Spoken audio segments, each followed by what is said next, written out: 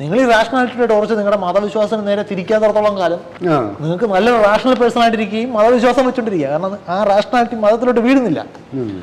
അത് നമ്മൾ പലപ്പോഴും അങ്ങനെ ചെയ്യുന്നത് അല്ല. പക്ഷെ ചില ആളുകൾക്കെങ്കിലും ഈ മതവിശ്വാസം കൊണ്ട് പ്രാക്ടിക്കലായിട്ടുള്ള ഉപദ്രവം ഇല്ലാന്നുണ്ടെങ്കിൽ അത് ഉപേക്ഷിക്കാനുള്ള എഫർട്ട് എടുക്കേണ്ടതില്ല എന്ന് അവർക്ക് തോന്നും.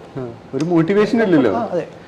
ഒരു പൊതുവെ ഒരു സമൂഹത്തിൽ പുരുഷന്മാർക്ക് ഇത് പൊതുവെ ഗുണകരമായിട്ടാണല്ലോ. ആണല്ലോ. അപ്പം അവർക്ക് അവരുടെ റാഷണൽ ചോയ്സ് ശരിക്കും മതവിശ്വാസം ഉപേക്ഷിക്കാതിരിക്കുന്നല്ലേ. ഇപ്പൊ നിങ്ങൾ സ്ത്രീ ശാക്തീകരണവാദി ആകാതിരിക്കുന്നതാണ് ഒരു പുരുഷന്റെ റാഷണൽ ചോയ്സ്. അങ്ങനെ പറയാം. വാട്ട് ഈസ് ദ പർപ്പസ്, എന്തിനാണ് ഇത് ചെയ്യുന്നുള്ള ചോദ്യത്തിന് ഉത്തരം വേണം. നിങ്ങളിപ്പോ മൊറാലിറ്റിയും അതൊക്കെ വേറെ ക്വസ്റ്റ്യൻസ് ആണ്. അപ്പൊ നിങ്ങൾക്ക് what is the purpose to be served അത് അറിഞ്ഞിട്ട് വേണം what is the rational action എന്ന് തീരുമാനിക്കേണ്ടത്.